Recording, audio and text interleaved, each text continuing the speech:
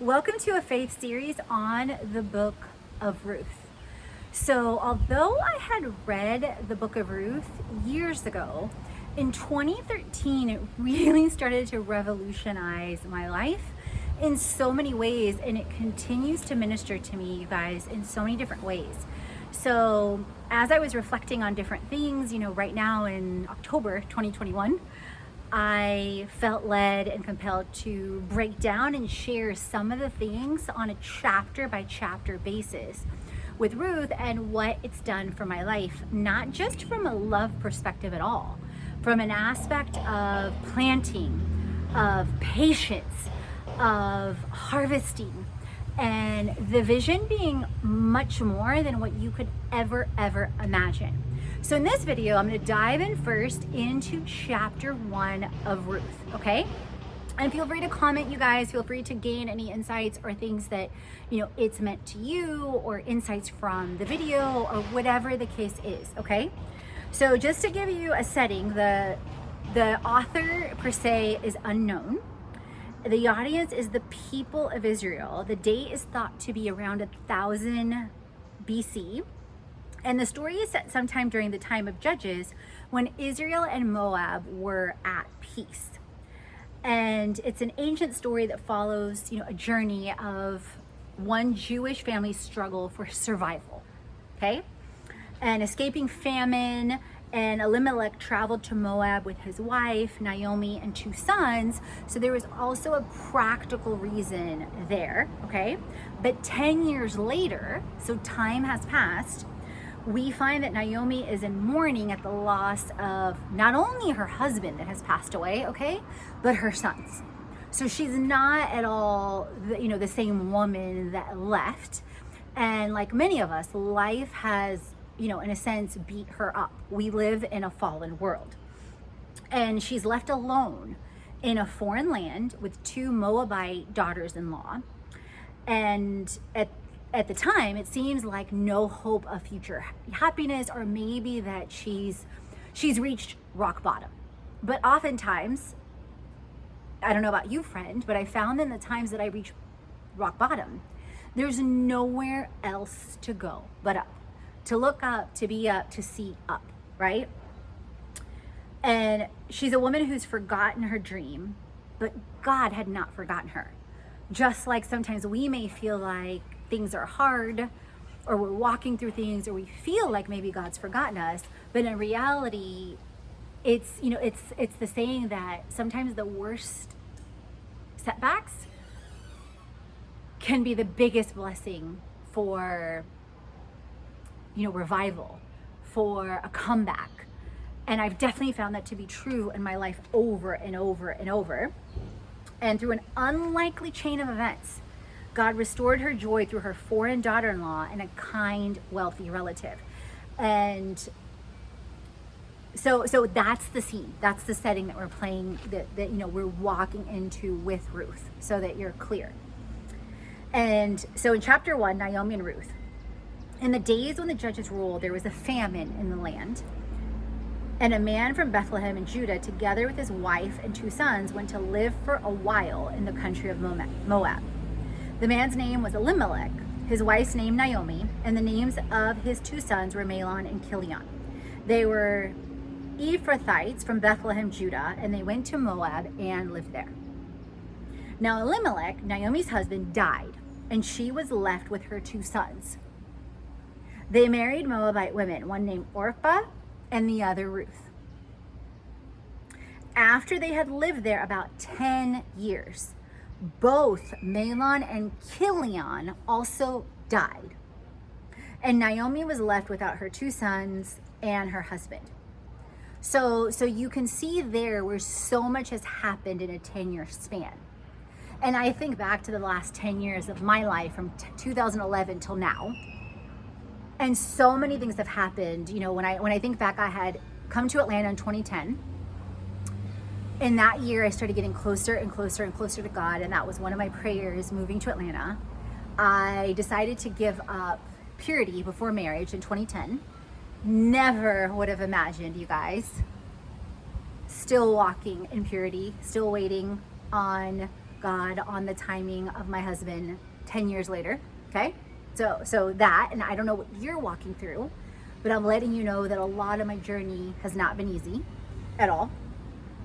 Also, I was working in corporate America at the time as a chief audit executive. Picture this girl wearing black suits, sitting, being the only woman sitting in a boardroom with men considerably older, right?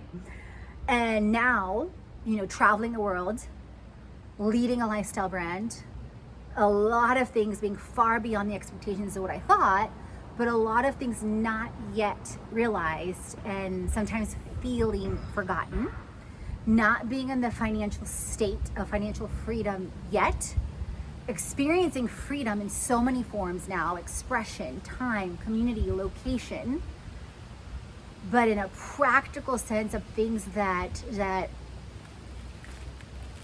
I once found my worth in, being the polar opposite and really testing me on the aspect of being priceless. So also a best friend of mine, Janelle, passing away in 2013. And, releasing so many things as far as possessions and different things. So different things dying. In Naomi's case, her husband died. Her sons died. Life was not at all what she had thought, right? So maybe that's your story. Maybe people have literally died, or like how Janelle died in my life, in our life, as far as me and other close friends. Also other things dying, or friendships dying or releasing, right? And just simply it not being easy. And one of the things I often say is, well, I can stay in the pain, or I can choose to see how to turn the pain to purpose, okay? So just some thoughts and reflections there. And then when she heard, so this is Naomi, in Moab, that the Lord had come to the aid of his people by providing food for them. So she received some information, okay? Naomi and her daughters-in-law, so both of them initially, prepared to return home from there. With her two daughters-in-law, she left the place where she had been living and set out on the road that would take them back to the land of Judah. So she received information and she started to take action, okay? In faith. Doesn't really tell you like what's happening there, what's her mindset. There's just like reflections of what's happening. Then Naomi said to her two daughters-in-law, "Go back, each of you, to your mother's home. May the Lord show kindness to you as you have shown to your dead and to me. May the Lord grant that each of you will find rest in the home of another husband." So she's releasing them. She's telling them to go. So she's not holding on. So that's another thing that I find that shows me a lot in Naomi's character. She may be walking through whatever she's walking through, but she's not acting like a drowning victim, that she's trying to pull down people with her, right? So to me, there's so many gems of wisdom that even when I'm walking through things, it's like, God, please help me to not be a drowning victim. Help me to be a light. Help me to be a blessing, right? And she blesses them. May the Lord grant that each of you will find rest in the home of another husband. Then she kisses them, and they wept aloud, and they said to her, "We will go back with you to your people." So at that point, both Ruth and Orpah are on one accord, right? But Naomi insists at that point. She's being persistent. And she says, "Return home, my daughters. Why would you come to me? Why would you come with me? Am I going to have more sons who would become your husbands? Return home, my daughters. I am too old to have another husband. Even if I thought there was still hope for me, even if I had a husband tonight and gave birth to sons, would you wait until they grew up? Would you remain unmarried for them? No, my daughters, it's more bitter for me than you, because the Lord's hand has gone out from me." So there's so much there, you guys. And how many times are we this Naomi, okay? So she says, she pleads with them to go home. And then, why would you come with me? Why would you follow me, right? And she's thinking, like many of us think, that there's one way out of the pain. There's one way out of the mess. But no, there's more. There's always more. And she says, her way, she's thinking, I'm too old, limitation, right? Lack thinking. not really thinking about the limitless possibilities and how amazing and how infinite God is, okay? And then she says, even if I had another husband, so she has a glimpse there maybe of mustard seed faith. Even if she says, even if I gave birth, would you wait? So then it's what we do sometimes too, is we make the decision of other people for them instead of letting them have the freedom to decide, okay? No, and she says it's more bitter. And she proclaims at that point, because the Lord's hand has gone out against me. And how many times is it easy to point to things and be bitter and think it's one reality when really it's not? It's like, how is this happening for me? Or how can I bless people with this knowledge or this insight, okay? And at this, they wept again. And get this, you guys, this is pivotal. Then Orpah kissed her mother-in-law goodbye, but Ruth clung to her. So this is the point where a lot of times I ask and I pray to God, I'm like, help me to be Ruth. Help me to cling to your word. Help me to cling to your promises, because so many times, you guys, in the past, I would cling to the external. I would cling to what I saw. I would cling to the practical.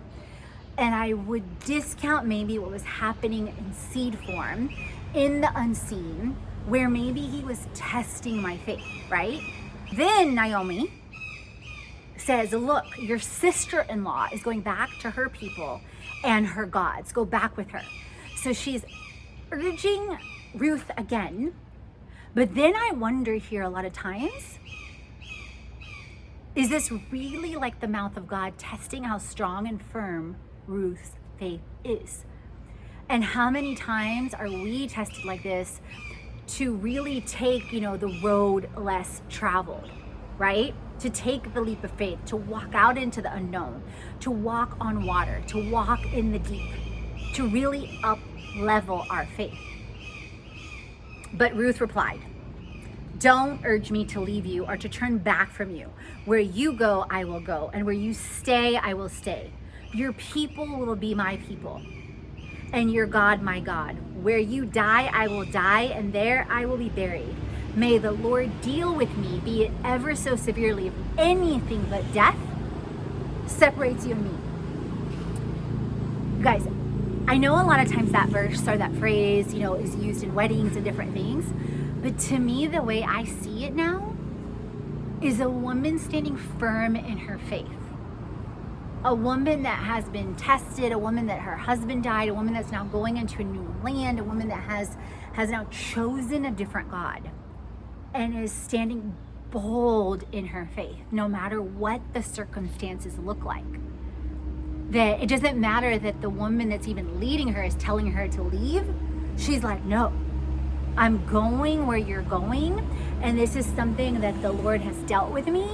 And I'm walking forward with you in faith, period. So one of my prayers often is, God, let me have this bold, audacious, full and firm faith. No matter what anyone says around me, no matter if it's the people that I love the most. When Naomi realized, so there was something in Ruth's tone, there was something in her countenance, there was something in her spirit that clearly let Naomi know at that point, because she didn't stop before then, stop. When Naomi realized that Ruth was determined to go with her, she stopped urging her. So this is another word in itself, you guys.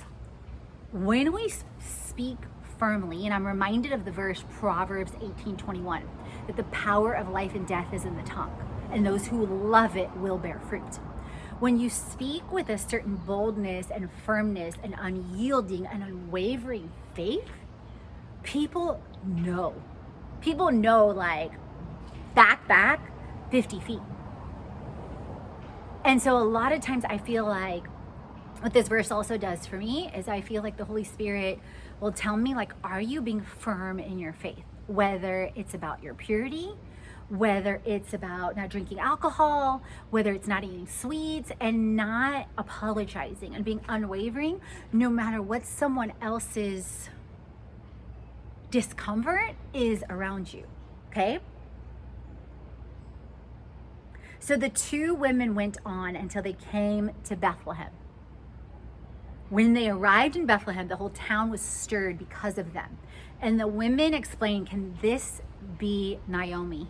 So there's obviously a history there. There's a lot of things we don't know. There's so many things. I feel like the Bible's so rich. It's a love story of the redemption of humanity, of the beauty of love, of what it looks like for God to continuously leave the 99 for the one. And yet there's so much that's unseen and unknown. Don't call me Naomi, she told them. Call me Mara. And the notes in the Bible says Mara means bitter, if you didn't know that. Because the Almighty has made my life very bitter. I went away full, but the Lord has brought me back empty. Why call me Naomi? The Lord has afflicted me, or has testified, is what the notes say. The Almighty has brought misfortune upon me. So Naomi returned from Moab, accompanied by Roab the Moabitess, her daughter-in-law, arriving in Bethlehem as the barley harvest was beginning, which is also very key. That harvest is beginning at that time. So much there too, you guys, that she went away full, but her perception is that the Lord has brought her back empty. But has he really? Because maybe the very things that we were once attached to is what we need to release to walk in our full destiny. And also, chapter 1 is closing that she's accompanied by Ruth, the Moabitess, so it's a woman from a different land. That's also confounding the wise, and that the harvest is beginning. So much richness, so much power. And I really believe, the story of Ruth. Back in 2013, I was also led to reading a book about the book of Ruth. And it talked about so vividly the planting, the sowing, the reaping, and the harvest. And isn't so many things in life like that?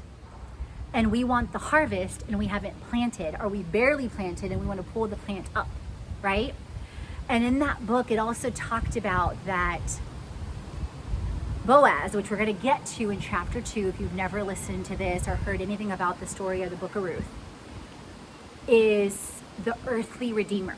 He is the example of Jesus on earth, almost like a premonition in this book, in Ruth, approximately 1000 BC. And Ruth is his blessing. And I remember when I was reading that book and realizing the full ramifications of this story, and the interweaving and the shadowing, and what the lineage of Ruth and Boaz was going to become, in the lineage of Christ.